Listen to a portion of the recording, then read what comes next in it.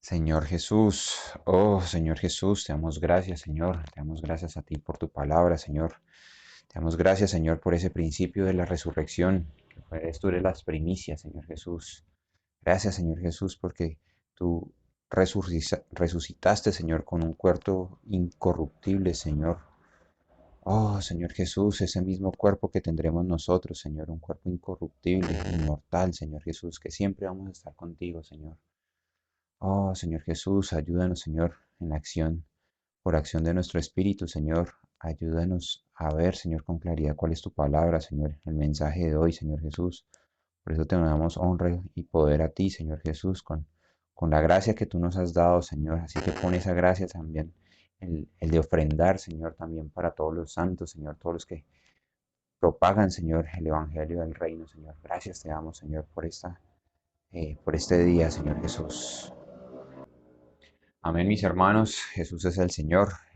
Esta semana hemos hablado cómo es el activar el Espíritu para poder recibir de esa gloria del Señor que tiene para cada uno de nosotros y que por medio de su resurrección ahora todos podemos participar de ese Espíritu que da vida. Y ahora como somos transformados desde nuestro interior, todo se va reflejando en nuestro exterior. Entonces, ¿eso qué quiere decir? Que Cristo es el principio de la resurrección, ¿sí? Ahora nosotros también vamos a tener una resurrección, pero como estamos disfrutando de todas sus riquezas, también vamos a honrarlo también con las riquezas materiales. ¿Cómo lo vamos a ver? El apóstol Pablo nos lo muestra muy bien, ¿sí? Porque veíamos diciendo que la salvación completa, ¿sí? Es por el accionar de nuestro espíritu, ¿sí? Y eso nos satura de la vida divina. ¿Qué quiere decir? Que por creer en el Señor, nuestro cuerpo de pecado se va a volver en un cuerpo glorioso. ¿Cómo lo vamos a ver? Jesús es la primicia de los cuerpos, ¿sí? El primero que resucitó, porque todos vamos a resucitar algún día. Que ese mismo principio también se aplica en el ministerio de ofrendas. ¿Cómo lo vamos a ver? Vamos a leer 1 Corintios 16, 1, 2. Dice, en cuanto a las ofrendas para los santos, haced vosotros también de la manera que ordené a las iglesias en Galacia. Cada primer día de la semana, cada uno de vosotros ponga aparte algo, según haya prosperado, guardándolo para que cuando yo llegue no se recojan entonces ofrendas. Entonces vemos aquí que el apóstol Pablo le estaba dando una orden, ¿sí? A las iglesias de que cada uno según haya prosperado, aparte algo, ¿sí? Ese algo es porque el Señor nos ha bendecido, entonces estamos agradecidos con el Señor y queremos honrarlo también con las riquezas materiales, ¿sí? Por eso vemos que aquí Pablo, primero, tenía toda la autoridad porque era un apóstol.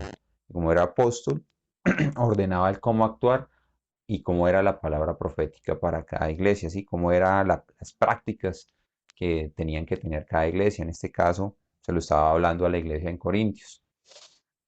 Entonces vemos que todas las localidades a nivel mundial, cada una es autónoma en su localidad, pero todas estamos regidos bajo un principio apostólico, ¿sí? Bajo una palabra profética, bajo unas prácticas, ¿sí?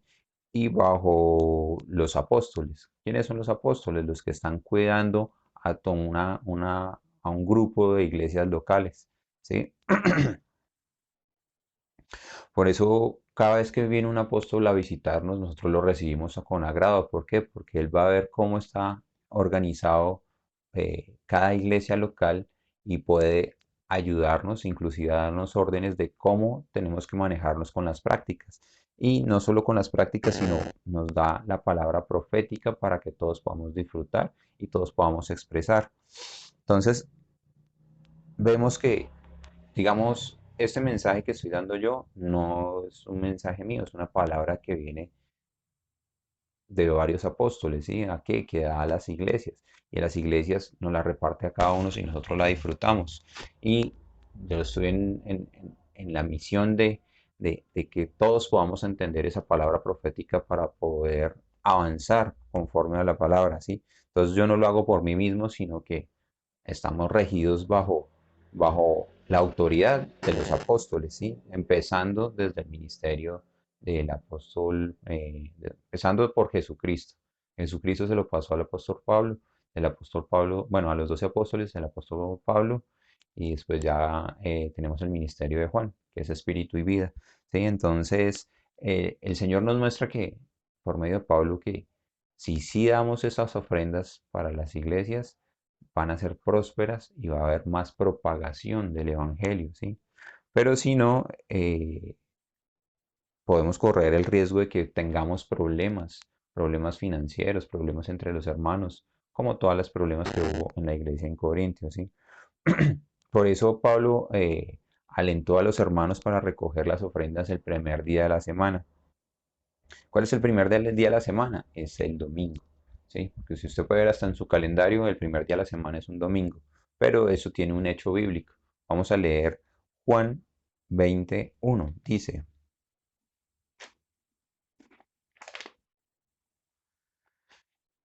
en el primer día de la semana, María Magdalena fue de madrugada, siendo aún oscuro al sepulcro y vio quitado la piedra del sepulcro. Entonces vemos que ¿cuándo resucitó Cristo? El primer día de la semana, ¿sí?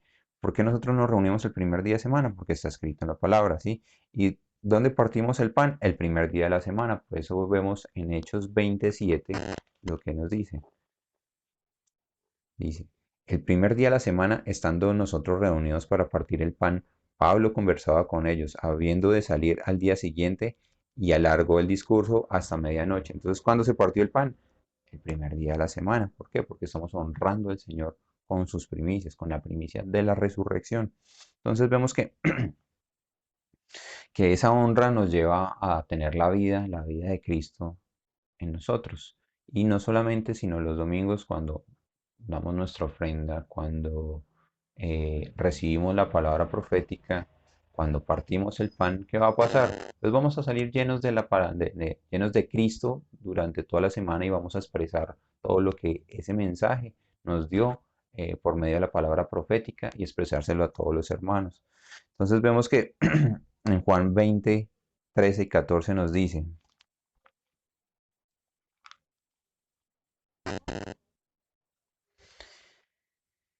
y le dijeron, mujer, ¿por qué lloras? Le dijo, porque se han llevado a mi señor y no sé dónde le han puesto. Cuando había dicho esto, se volvió a Jesús, que estaba allí, mas no sabía que era Jesús. Entonces, ¿qué nos muestra aquí? Que María, ella fue una ministra, ella fue ministrada por el Señor Jesús y ella fue seguidora del Señor y no reconoció al Señor en ese momento. ¿Por qué? Porque él tenía un cuerpo de gloria, él estaba resucitado. ¿Dónde lo podemos ver? Ahí mismo. En 15 al 17 dice, Jesús le dijo, mujer, ¿por qué lloras? ¿Acaso a quién buscas? Ella pensando que era el hortaleno, le dijo, Señor, si tú lo has llevado, dime dónde lo has puesto y yo lo llevaré.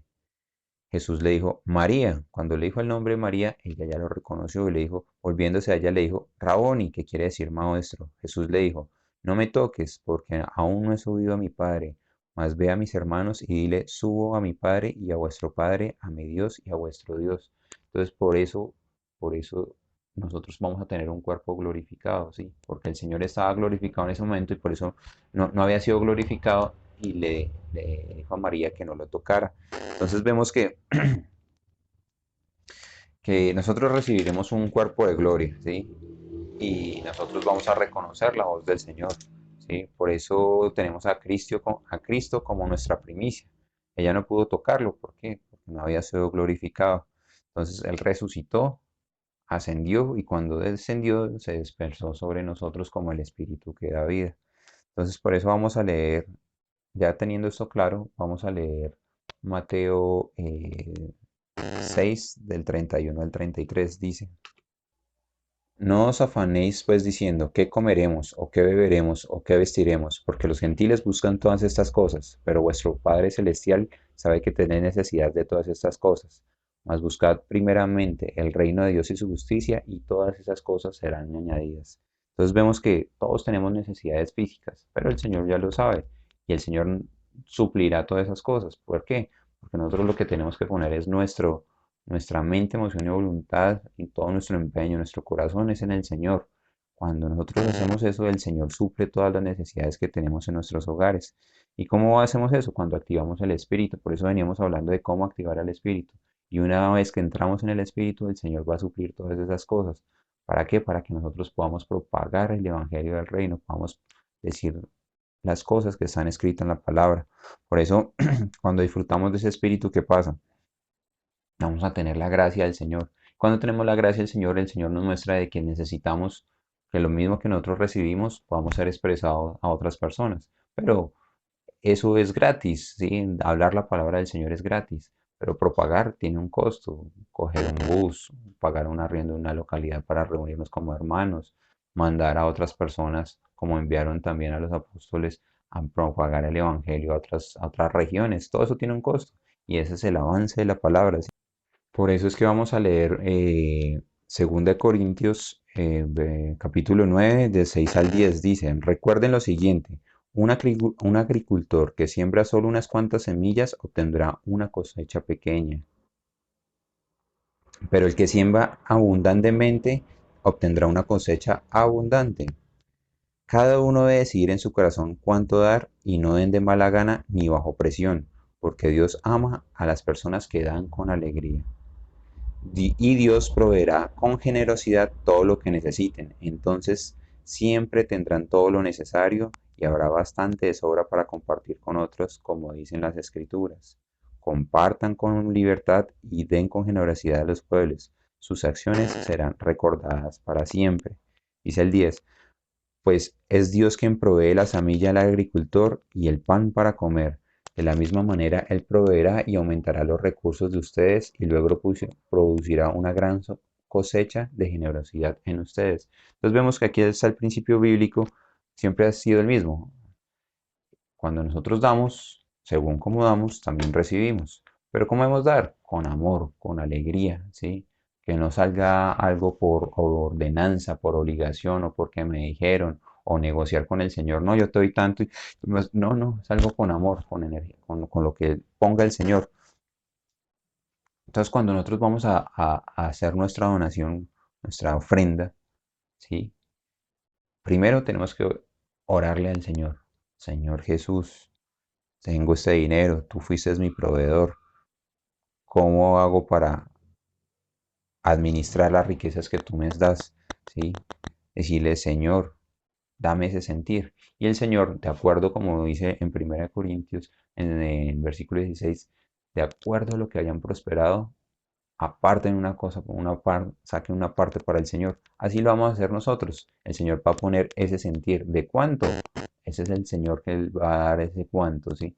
Porque no estamos bajo algún porcentaje, sino todo lo que llegue en gracia a nosotros es de sobra y nosotros queremos es que avance la palabra. Por eso esto es tan importante, saber de que nosotros tenemos que participar con amor en la propagación del Evangelio, ¿sí? Porque de nada sacamos si lo damos por obligación, ¿sí? Porque me dijeron, o que lo hagamos con temor o por negociar. No, no, no. Tenemos que hacerlo en amor, ¿sí? Porque el Señor cuando nosotros lo oramos, Él nos pone la cifra que debemos ser. Entonces, vemos que el principio es el que más siembra, más cosecha, ¿sí? Eso lo podemos ver en toda la palabra del Señor. ¿Y cuál va a ser el resultado? Va a haber una sobreabundancia sobre toda obra, o sea, van a abrirse más locales, van a haber más colportores, van a abrir más evangelistas. ¿Por qué? Porque tenemos, pues está el dinero suficiente para propagar el evangelio, ¿no? Entonces, ¿y todo esto qué va a hacer? Cuando nosotros damos con gozo, el Señor dice que abrirá las puertas, ¿sí? O sea, no, aumentará la sementera, aumentará la semilla, ¿sí? Y Él siempre va a garantizar nuestro sustento. Nunca nos va a faltar nada y en las personas que hacen esto se dan cuenta de que así es. Uno va a estar siempre con una gratitud de ofrendarle al Señor, ¿sí? También nos das una advertencia que no nos comamos las semillas, ¿sí? Porque toda la semilla que el Señor nos da, o sea, el dinero que nos entra a nosotros, nosotros tenemos que ponerlo en sembrar en dónde, en el reino. ¿Dónde lo vamos a ver? En 2 Corintios capítulo 9 versículo 11 que nos dice, efectivamente serán enriquecidos en todo sentido para que puedan ser generosos y cuando llevemos sus ofrendas a las que la necesitan, ellos darán gracias a Dios. O sea, cuando nosotros damos una ofrenda, las personas que lo están recibiendo van a darle gracias al Señor. Y esas gracias son una bendición también para los que estamos ofrendando. ¿Por qué? Porque ahí va a aumentar la sementera, ¿sí? Va a aumentar esa cosecha, ¿sí? Entonces, siempre apartemos algo, algo para el Señor, lo que el Señor disponga en su corazón. El Señor siempre ha suplido a todos los santos la necesidad económica, pero debemos ser conscientes que entre más ingresos hayan y sean distribuidos, más va a haber propagación del Evangelio y vamos a ser nuevos creyentes por toda la tierra, ¿sí? Porque vemos que la economía del Señor, pues la economía nuestra no es terrenal, sino es una economía celestial. Por eso el Señor cada vez levanta eh, personas que pueden colaborar con esa propagación del Evangelio por medio de las ofrendas, eh, las riquezas materiales, ¿sí? Entonces, por eso debemos siempre orar al Señor y pedirle al Señor que siempre haya como suplir la necesidad de todos los santos y de todas las personas. Si digo no tengo cómo participar, veamos que sí tenemos, porque veamos qué es lo que nos dice 2 Corintios capítulo 8 del 1 al 4. Dice, ahora quiero que sepan, amados hermanos, lo que Dios en su bondad ha hecho por medio de las iglesias de Macedonia. Estas iglesias han sido probadas con muchas aflicciones y además son muy pobres, pero a la vez rebosan de abundante alegría, la cual se desbordó en gran generosidad, pues puedo dar fe de que dieron no solo lo que podían, sino aún mucho más, y lo hicieron por una voluntad propia. Nos suplicaron una y otra vez en tener el privilegio de participar en la ofrenda para los creyentes en Jerusalén. ¿Sí? Entonces vemos que esa iglesia era una iglesia pobre, pero cogieron todos sus recursos ¿para qué? Para la propagación del evangelio. ¿Para quiénes? La palabra profética de quiénes, de los apóstoles, los que estaban organizando nuevas iglesias, los que estaban acomodando a los nuevos santos en un lugar donde, en los locales de reunión. ¿Para qué? Para que tuvieran dinero suficiente para poder moverse entre todo Europa y Asia, ¿no? Entonces, vemos que ellos se preocupaban por cada uno de ellos. Vamos a leer Romanos 15, 27 sí, del 25 al 27. Dice, sin embargo, antes de visitarlo debo ir a Jerusalén para llevar una ofrenda a los creyentes de allí, pues les cuento, los creyentes de Macedonia y Acaya, con entusiasmo juntaron una ofrenda para que los creyentes de Jerusalén, para los creyentes de Jerusalén que son pobres. Lo hicieron con gusto porque se sienten en deuda con ellos, dado que los gentiles recibieron las bendiciones espirituales de la buena noticia por ser parte de los creyentes de Jerusalén. Sienten que lo menos que pueden hacer por ellos, en cambio, es ayudarlos económicamente. Entonces vemos que cuando nosotros podemos, mejor dicho, así sea con algo poquito, podemos ayudar para la propagación del Evangelio. ¿A quiénes? A todos los santos, a las iglesias locales. ¿Sí? Entonces, por eso no dudemos en participar. Que tengo, que no tengo, no. Si el Señor siempre suplirá, porque cuando uno lo hace, el Señor siempre le manda unas cantidades de bendiciones económicas en ese sentido. Por eso le digo, no lo hagan por interés, sino háganlo con gusto, con amor, porque es así como nosotros recibimos por la palabra, por medio de alguien que dispuso su tiempo, que dispuso un transporte, así mismo también nosotros debemos propagar ese evangelio del reino, ¿sí? Entonces, hagámoslo siempre con un sentir adecuado, ¿sí? Disfrutemos de todas esas riquezas que tiene el Señor y las riquezas espirituales se convierten también en riquezas materiales, ¿sí? Entonces no dejemos de hacerlo esto y siempre participemos en la obra del Señor. Amén, mis hermanos, Jesús es el Señor. El Señor les bendiga a cada uno de ustedes en todos sus bienes materiales, pero sobre todo que los bendiga espiritualmente para que Él conceda la gracia de que podamos saber de qué es lo que quiere el Señor para cada uno de nosotros y cuánto quiere el Señor que nosotros dispongamos en nuestro tiempo y en nuestras riquezas materiales para el Señor. Amén, mis hermanos. Jesús es el Señor.